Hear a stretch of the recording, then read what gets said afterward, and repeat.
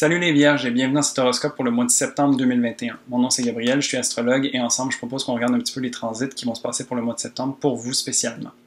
Alors ça va être un mois quand même assez intéressant, beaucoup de remises en question, beaucoup d'introspection. Il va y avoir des changements de valeur potentiellement, il va y avoir des changements au niveau émotionnel, au niveau mental, beaucoup de transformations qui s'opèrent et un travail qui a besoin d'être fait, un travail authentique. Ça va pas nécessairement être le travail le plus aisé, parce qu'on n'aura pas nécessairement tous les outils à notre disposition pour faire ça, mais ce que ça promouvoit, ça, c'est de faire en sorte qu'on est ingénieux et qu'on arrive à nos fins malgré tout. Alors, on débute le mois du 5 au 6 septembre avec Vénus en Balance qui vient faire un carré avec Pluton en Capricorne. Alors ici, Vénus parle de vos valeurs, de ce qui vous fait du bien, ce qui vous fait du plaisir, comment est-ce qu'on aime, comment est-ce qu'on est en relation avec les autres. Dans l'énergie de la Balance, il y a vraiment ce côté d'harmonie, de cohésion, d'équilibre. Donc vraiment, c'est une position qui cherche la beauté. Le carré de Pluton va venir poser des questions par rapport aux blocages et aux peurs peut-être qui sont associées à ça. Qu'est-ce qui a besoin d'être traversé ou transformé? Et puis, tu sais, oui, il y a une recherche d'équilibre avec Vénus en Balance, mais Pluton va poser des questions sous-jacentes en fait. Qu'est-ce qui vient en dessous, peut-être déranger ou qu'est-ce qu'on n'ose pas voir? Pour vous, ça se joue entre la maison 2 et la maison 5. Donc, Vénus en maison 2 parle de vos ressources, de vos talents à développer et tout ça. Et donc, vraiment, vous cherchez à vous améliorer puis à découvrir un peu une façon d'utiliser vos talents innés pour être capable de générer cette cohésion-là, de générer cet équilibre-là et puis d'être en accordance avec vos valeurs. Pluton, quant à lui, dans la maison 5, va venir toucher à tout ce qui a trait au hobby, à ce qui vous fait plaisir vraiment. Donc, ça va vous demander une certaine authenticité, en fait. Ça va vous demander d'être vrai avec vous-même et de voir qu'est-ce qui vous plaît vraiment. Parce que des fois, peut-être que pour nourrir l'énergie de la Balance, on se fait violence, par exemple, ou on met un masque qui, on sait, va bien paraître ou va être bien reçu par les autres, mais peut-être qu'on n'est pas 100% aligné avec qu'est-ce qui nous fait vibrer. Alors ici, Pluton va venir vous demander vraiment qu'est-ce qui vous fait plaisir, qu'est-ce qui vous fait vibrer, et puis va vous demander de regarder ça en face pour pouvoir les transformer. Ensuite, le 6 septembre, on a une nouvelle lune en Vierge. Donc ici, une nouvelle lune, c'est un moment où est-ce qu'on peut planter des graines et insuffler des intentions pour ce qu'on voudrait qu'il se génère dans le futur. En Vierge, pour vous, ça se trouve en maison 1, et donc vraiment, ça va s'opérer au niveau de votre expression de soi, de votre personnalité, de qu'est-ce que vous avez envie d'être, comment vous allez interagir avec le monde.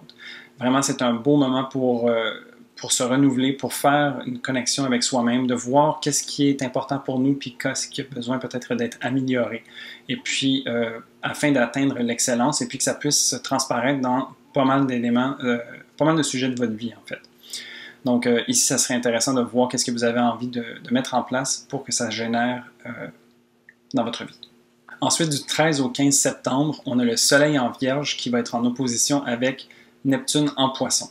Alors ici, le Soleil en Vierge, principe de vitalité, d'ego, de mission de vie, ce que vous avez envie de rayonner, est en accordance avec ce travail qui vous est propre, qui a envie de comprendre les choses, d'analyser, d'être méthodique, d'être concret et tout ça. Et puis, dans le fond, vous avez besoin de quelque chose de tangible sur lequel travailler pour arriver à votre plein potentiel. En opposition à ça, on a Neptune qui vient un peu brouiller les cartes. Donc, qui vient faire en sorte que imaginons qu'on a un bureau bien rangé avec toutes les notes bien placées et ordonnées. Et puis Neptune en Poisson, c'est comme un verre d'eau qu'on vient échapper sur tout ça, puis qui fait en sorte que l'encre se dilue et qu'on n'arrive plus à lire les notes. Alors vraiment, c'est comme s'il y avait une certaine confusion ou un certain brouillard qui vient s'installer avec ça, qui fait en sorte qu'on n'arrive pas à faire le travail qu'on aimerait faire. L'idée ici, c'est pas d'être 100% dans l'énergie de la Vierge ou 100% dans l'énergie de Neptune, c'est d'aller puiser dans un peu les deux. L'idée avec Neptune, ça serait de voir comment est-ce qu'on peut connecter à cette spiritualité-là ou à ce travail intérieur sans nécessairement chercher de conclusion. Donc vraiment de faire un lâcher-prise à ce niveau-là pour pouvoir se laisser inspirer, si on veut. Et puis ça donne ça ici, la possibilité à la Vierge de lâcher un peu le contrôle, puis de se laisser prendre au jeu, de peut-être se laisser inspirer, ou peut-être se laisser avoir une nouvelle perspective qui vient par on ne sait où, mais qui vient faire en sorte que ça fait du sens. Si on reste trop dans l'énergie de la Vierge, on risque de se buter à des murs puis à travailler en surcharge et puis éventuellement même peut-être se perdre dans les détails et pas finir par avancer plus. Alors des fois, ça prend un pas de recul pour pouvoir avancer davantage après. Pour vous, ça se joue entre l'axe de la maison 1 et la maison 7. Alors ici, vraiment, vous cherchez à vous exprimer de manière authentique à vous dans l'énergie de la Vierge et tout ça. Et puis, ben, la confusion va peut-être venir de la part d'un partenaire de vie, d'un partenaire d'affaires ou d'un meilleur ami, par exemple. Une personne avec qui vous avez une relation intime et engagée, si je peux dire. Alors, c'est ici que ça va jouer pour vous. Ensuite, du 16 au 17 septembre, on a Vénus en Scorpion qui va venir faire un carré avec Saturne en Verseau. Vénus, rendue dans l'énergie du Scorpion, fait un travail de fond, un travail beaucoup plus tourné vers l'émotionnel, vers les ressentis, qui a besoin d'aller déterrer les choses qui sont enfouies pour pouvoir les mettre à la lumière puis voir où est-ce qu'on se situe par rapport à ça.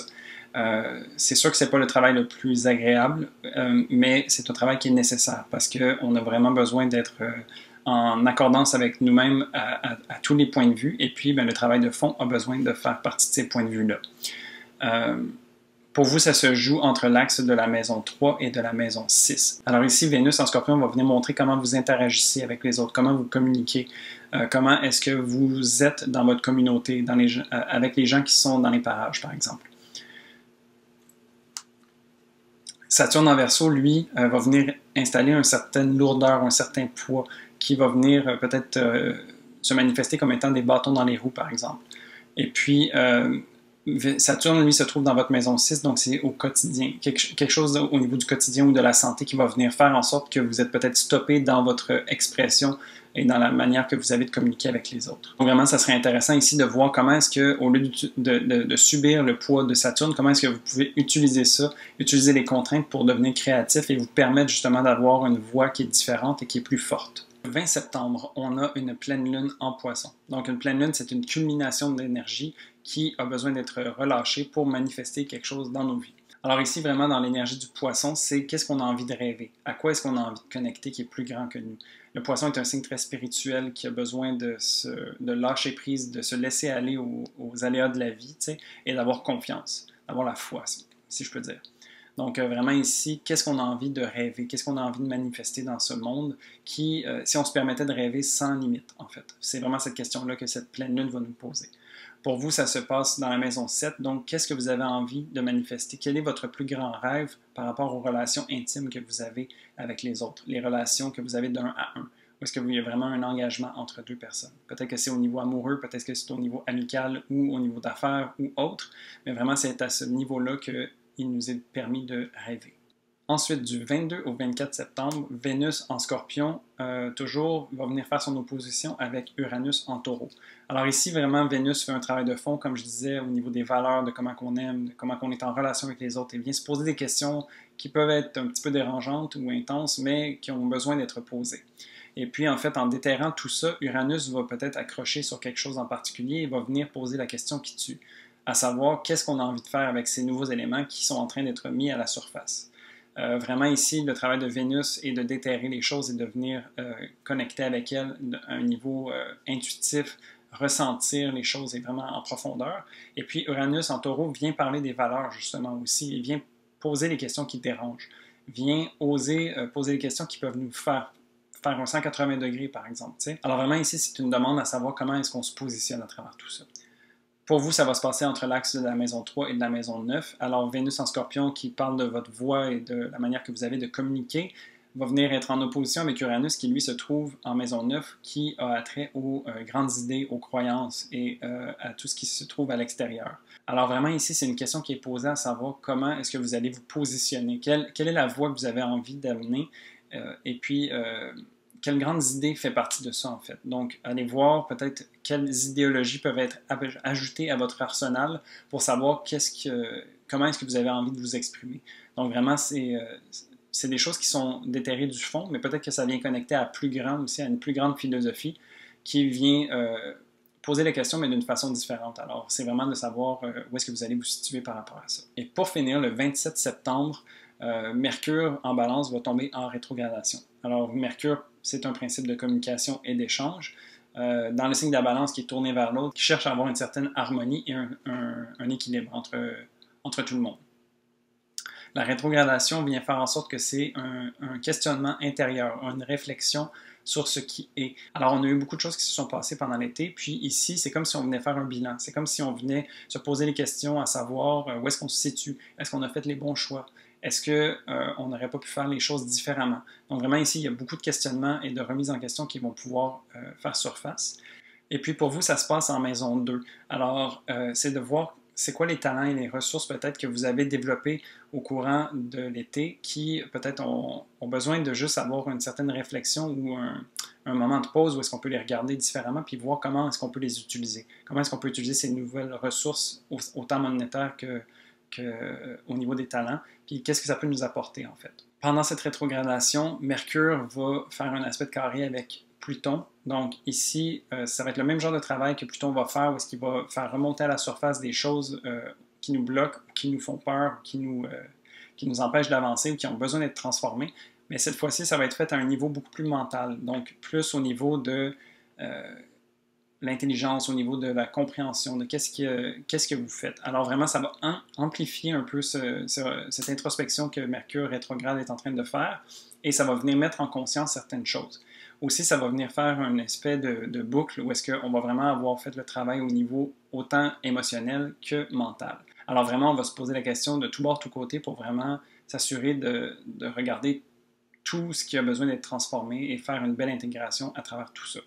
Alors voilà, somme toute un mois quand même assez important qui va nous demander beaucoup de remise en question et d'introspection. Mais je pense que si on se permet de répondre aux défis de tous ces challenges-là, on va pouvoir les intégrer et puis devenir une personne plus entière et mieux outillée pour la suite de l'année 2021. Alors sur ce, moi je te souhaite un très beau mois de septembre et je te dis à bientôt pour un prochain horoscope. Salut!